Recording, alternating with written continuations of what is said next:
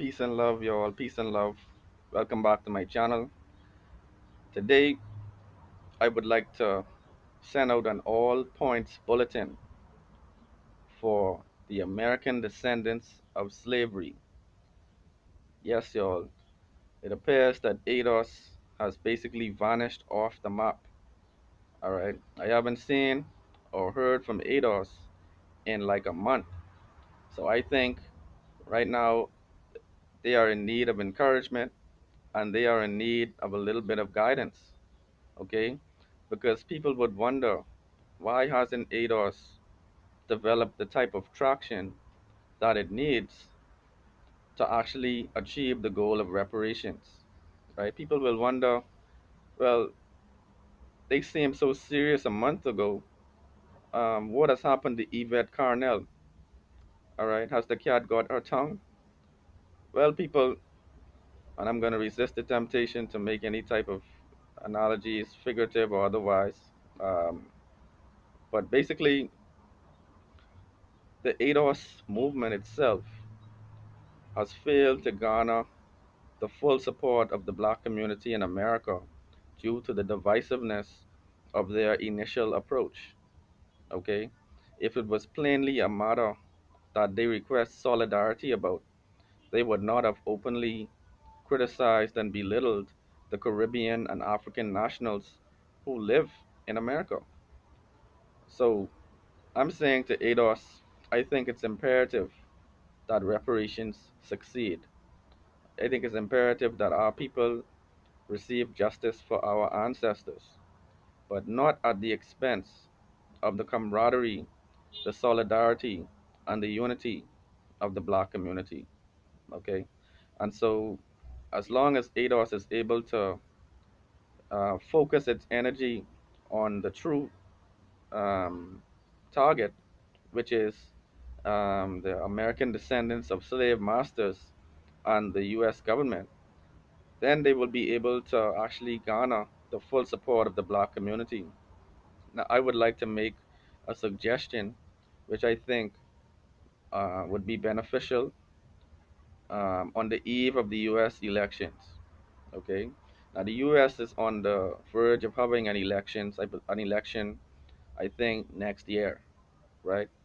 And so it appears that what ADOS attempted to do was successful. They have driven a wedge at this point between the black community based on those who descend from the plantation in America and those who descend from a plantation in another part of the world. They have driven a wedge. Okay, what I think we need to do is repair this rift in time for the US elections. Because in order for people to vote with a unified voice, in order for people to make the legislators and the candidates accountable for reparations, there needs to be a united black people in America. Okay? And in order for this to take place, you will need the support of the Caribbean nationals. You will need support of the Bahamian nationals, the African nationals, those black people who migrated from the UK and other parts of the world. Okay? You will need their support in order for you to achieve this goal of making reparations a major topic in the US elections. Okay? So, in order for this to be one of the debate questions, in order for this to be foreshadowed in true legislative form, you will need all black people to be on one page during the election phase. Okay, and I'm sure the Caribbean nationals and the African nationals would be more than happy to push this agenda so that justice can be received for African descendants. And they do not want a dime of the reparations payment. But we need to work with this kind of and as a result of this, the unified voting bloc in America will be able to apply external pressure on the Caribbean governments and at least the Caribbean governments in particular, so that they can receive reparations and we can receive reparations in the Bahamas. So I think we need to get on one page. We can help each other to achieve reparations in our respective countries, but we need to be on code. We need to have one collective vision which is to see justice in every territory that slavery took place. Okay, so ADOS, I don't know if we need to put you on a milk carton or put you on a white tee, on a t-shirt, because I haven't seen you, I haven't heard of you. If anybody sees ADOS, call 911, or call Jamal. Send me a direct message. Let me know that ADOS is still functional, it's still alive and well. But they definitely need to consider what I've said in this video, because I think ultimately we need a collective to achieve justice everywhere that we go.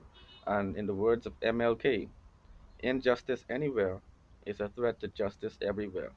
Okay, so it is not something that we should be satisfied with. It is something that we should rebel against, okay, wherever it takes place. And we don't need to polarize our community to achieve this. But let me know what your thoughts are in the comments below. One love.